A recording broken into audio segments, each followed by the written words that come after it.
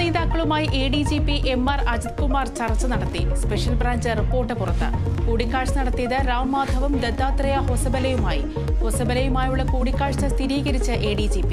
സ്വകാര്യ സന്ദർശനം മാത്രമെന്ന് വിശദീകരണം. ADGP പോയതിൽ ഞങ്ങൾക്ക് എന്ത് ഉത്തരവാദിത്തമെന്ന് MV ഗോവിന്ദൻ. കൂടിക്കാഴ്ച ഗൗരവതരമെന്ന് CPI.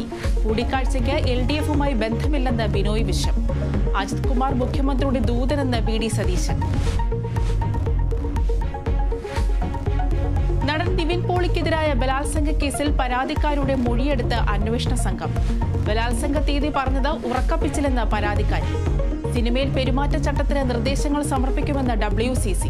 സുരക്ഷിതവും തുല്യവുമായ തൊഴിലിടം ലക്ഷ്യം.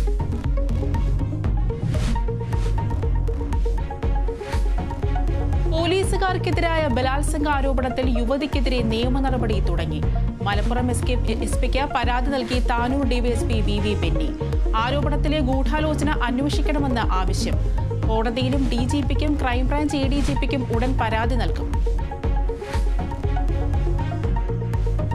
പത്തനംതിട്ട CPM ജില്ലാ സെക്രട്ടേറിയറ്റ് യോഗത്തിലെ കയ്യാങ്കളിയിൽ നടപടി. A പത്മകുമാറിനും PB ഹർഷകുമാറിനും താക്കീത്. നടപടി സംസ്ഥാന നേതൃത്വത്തിന്റെ നിർദ്ദേശപ്രകാരം. കയ്യാങ്കളി തോമസ് ഐസക്കിന്റെ തെരഞ്ഞെടുപ്പ് പ്രവർത്തനങ്ങളെ വീഴ്ചകളുടെ പേരിൽ.